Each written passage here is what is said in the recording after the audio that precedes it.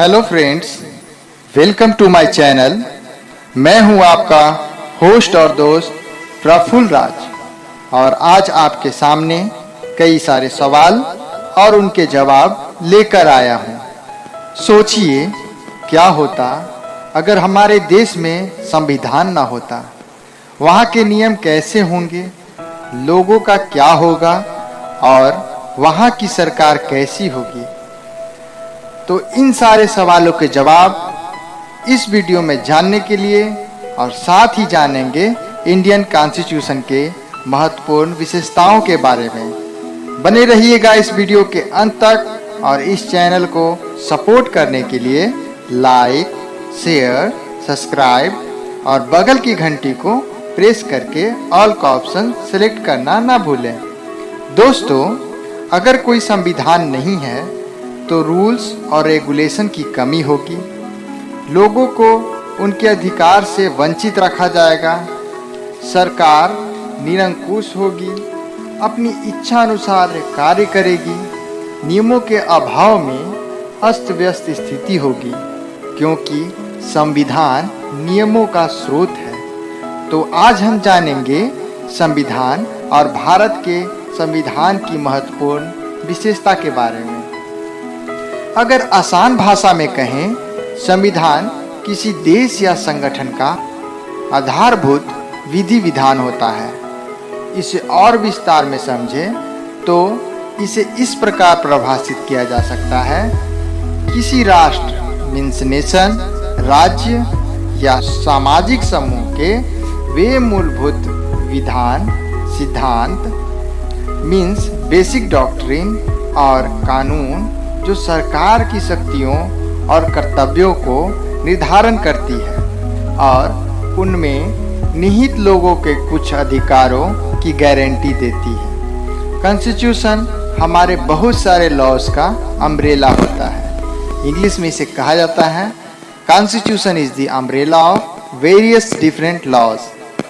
17th day of सितंबर 1987 को के बाद से एक दस्तावेज संविधान राष्ट्रीयता का एक आवश्यक लक्षण माना गया। आज विश्व के 152 स्वतंत्र राष्ट्रों में से बहुत कम देशों को छोड़कर संविधान का निर्माण हो रहा है या जिनके पास ऐसे संविधान हैं। हमारे प्यारे भारत का संविधान दुनिया की सबसे बड़े लिखित संविधान है। किसी किसी देश का संविधान लिखित होता है, जैसे भारत, अमेरिका इत्यादि। किसी किसी देश का संविधान लिखित नहीं होता है। यहाँ लिखित नहीं होने का मतलब संविधान अनकोडिफाइड है, जो एक दस्तावेज या लिखित संविधान के अभाव में विभिन्न दस्तावेजों के प्राप्त नियमों से बना होता है। अलिखित संविधान मीन्स अनकोडिफाइड कॉन्स्टिट्यूशन।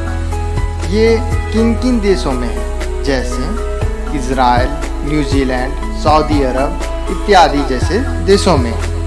हमारे देश में कॉन्स्टिट्यूशन सुप्रीम है, ना कि यहाँ का पार्लियामेंट। कैबिनेट मिशन प्लान 1946 के अंतर्गत भारत की संविधान सभा का गठन किया गया, जिसे भारत का संविधान बनाने का कार्य सौंपा गया।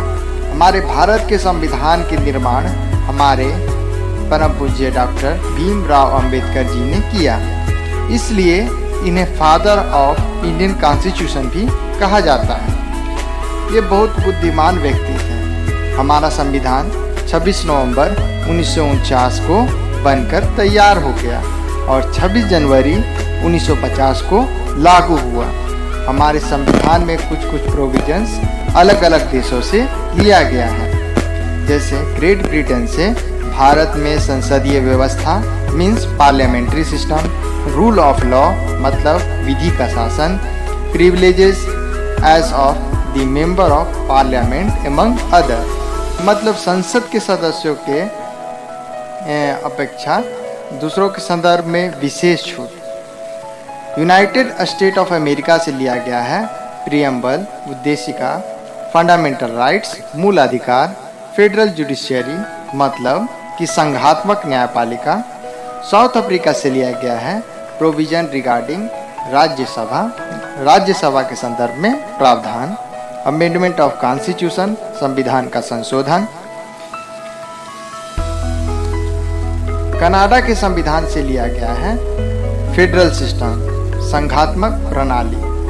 Emergency provision Weimar constitution of Germany से लिया गया है। राज्यसभा में कितने नॉमिनेटेड सदस्य होंगे, ये आयरिश फ्री स्टेट के संविधान से लिया गया है। Directive principle of state policy, राज्य की नीति निर्देशक तत्व भी आयरिश कॉन्स्टिट्यूशन से ही लिया गया है। हमारा संविधान प्रियम्बल से शुरू होता है, जो हमारे संविधान का मुख्य उद्देश्य होता है। हमारा संविधान रिजिड भी है और फ्लेक्सिबल भी, मतलब कि कठोर भी है और लचीला भी। इसके बारे में हम कभी विस्तार से किसी और वीडियो में जानेंगे। हमारे मूल संविधान में फंडामेंटल ड्यूटीज यानी मूल्य कर्तव्य नहीं था। इसे 42वें संविधान संशोधन 1976 द्वारा जोड़ा गया और 3 जनवरी 1977 से प्रभावित हुआ। अंत में जाते जाते एक सवाल, हमारे संविधान में कुल कितने अनुच्छेद हैं? इसका जवाब कमेंट बॉक्स में दें। और अगर आप इस वीडियो से जुड़ी कुछ अपनी राय देना चाहते हैं तो आप आमंत्रित हैं।